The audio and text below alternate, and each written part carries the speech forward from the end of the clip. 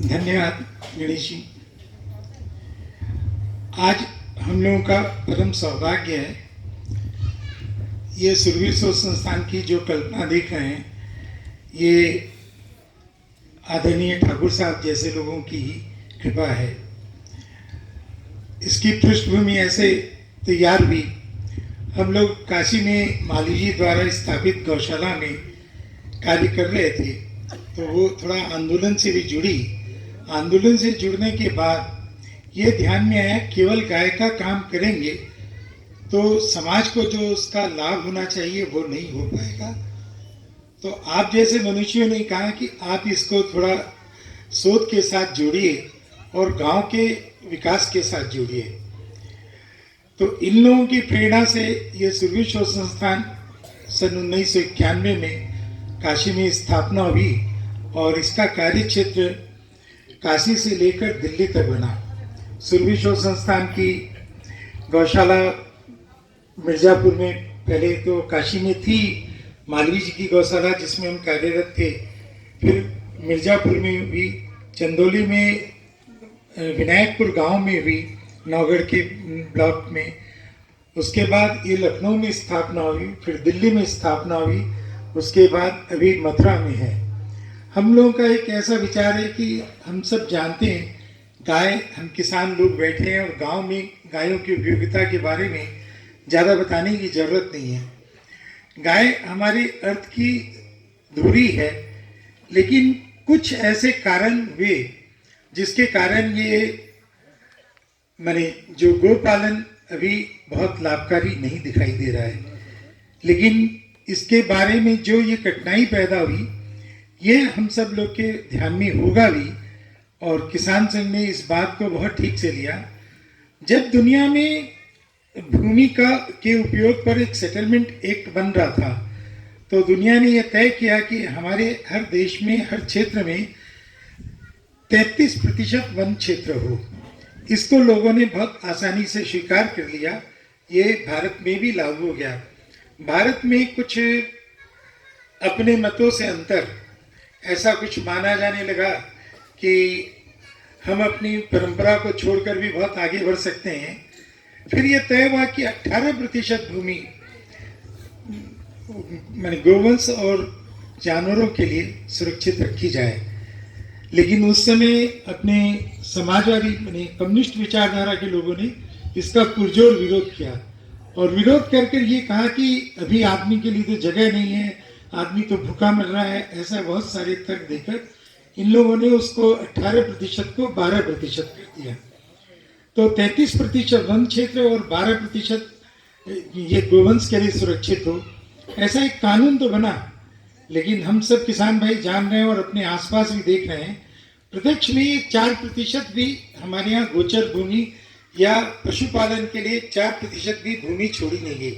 और ये एक गंभीर संकट हुआ, और गाय कष्ट में आई तो किसान कष्ट में आए, किसान कष्ट में आए तो देश की अर्थनीति कष्ट में आई। और ये सब है। अभी भी चर्चा हो रही थी कि सरकार की जो भी नीति हो रही है, सरकार कुछ भी विचार करती है, उसका सबसे ज़्यादा खामियाजा किसानों को ही भोगना पड़ रहा है। हर पार्टी ये बात दावा करती है, हर सांसद विधायक भी ये दावा करते हैं, हम किसानों के लिए बहुत कुछ काम करेंगे, किसानों को खुशहाल कर देंगे। लेकिन किसानों की खुशहाली कितनी है ये हम जान रहे हैं, इसकी बदहाली अभी चर्चा हो रही थी। और हम लोग उस क्षेत्र में हैं, हम उसके उपभोक्ता भी हैं और उत्पादन करने वाले भी हैं। आज भी गांव में सरकार ने एमएसपी तय किया, लेकिन आज भी गांव में 16 रुपया और 15 रुपये में गेहूं चावल आसानी से मिल रहा है।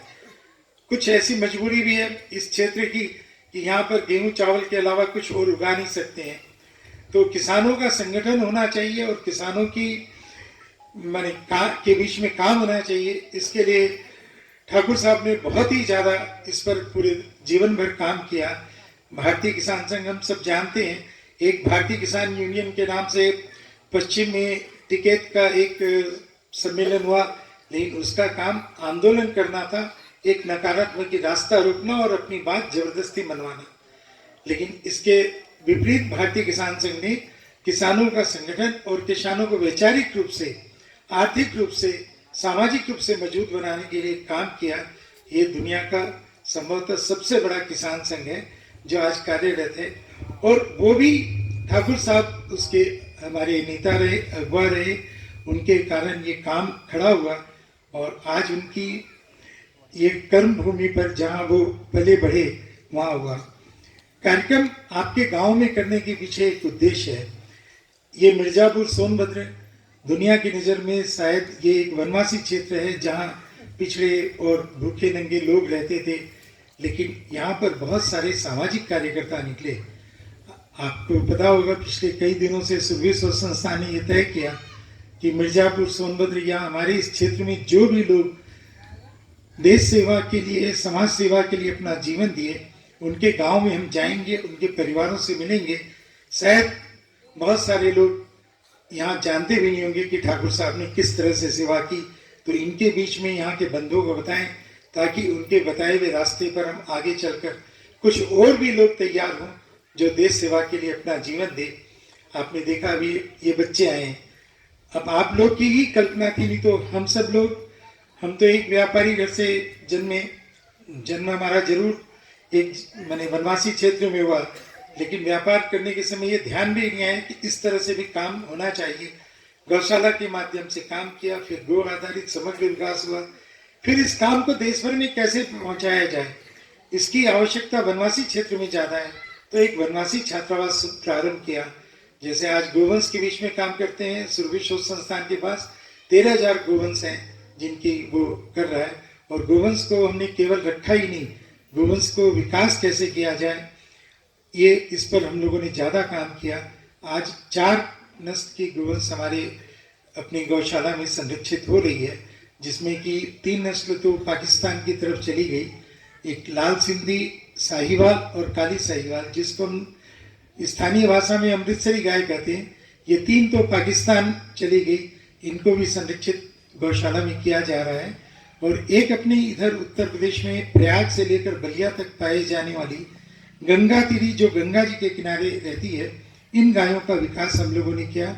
और आपको जानकर ये प्रसन्नता होगी, इस नस्ल की एक समूह में बहुत सारी गायें, 1000 से ज़्यादा उन्नत किस्म की गायें केवल अपने सुरभि शोध संस्थान के पास ही है।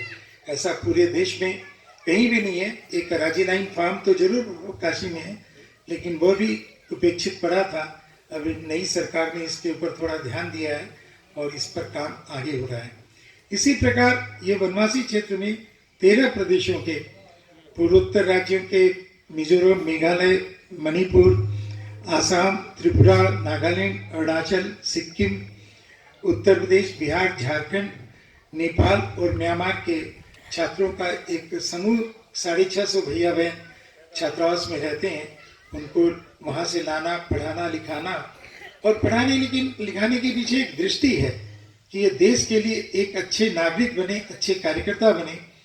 और उन क्षेत्रों में जो धर्मांतरण हो रहा है या अलग प्रकार की जो गतिविधियां देश विरोधी चल रही है, उसको रोका जाए और ये लोग उसके काम में अपने समाज में आगे बढ़ें। इस क्षेत्र के भी काफ़ी बच्चे अपने यहाँ पढ़े हैं, आगे भी ये सिलसिला जारी है। और हम आप सब लोग के बीच में इसीलिए आते हैं कि आप लोग भी हमको सुझाइए कि इस क्षेत्र का विकास हम लोग किस तरह से करें। जैसे भी एक निर्देश हुआ हम लोगों को कि हम सोनभद्र के नगवा ब्लॉक में, चंदौली के नौगढ़ ब्लॉक में और मिर्जापुर के हलिया ब्लॉक में सघन रूप से काम करें। तो उस काम के अध्ययन के लिए कि उसमें किस तरह से काम करें जो वो क्षेत्र विकसित हो, इसके लिए हम लोग आए हैं। तो आज हम लोग को ये सौभाग्य मिला आप लोग के बीच में आने का। ठाकुर साहब की पुण्यतिथि पर हम लोग, ये ठाकुर साहब की जन्म तिथि पर हम सब लोग यहाँ एकत्र हुए हैं और उनसे आशीर्वाद लेकर हम इस काम को और आगे बढ़ाएं, ऐसा हम लोग का सोच है। सुरभि शोध संस्थान इस तरह के एक अभियान में चल रहा है कि देश सेवा के लिए, समाज सेवा के लिए जो लोगों ने अपना जीवन दान दिया, हम उनके गांव में जाएं, उनका स्मरण करें और उनके जीवन से प्रेरणा लेकर क्षेत्र में काम को आगे बढ़ाएं। ऐसा ही हम लोगों का एक उद्देश्य बना है। मैं आप सब लोग को, मेरे को यहाँ अवसर दिया, आप लोगों ने यहाँ कार्यक्रम करने की अनुमति दी, इसके लिए मैं आप लोग का बहुत आभारी हूँ। धन्यवाद।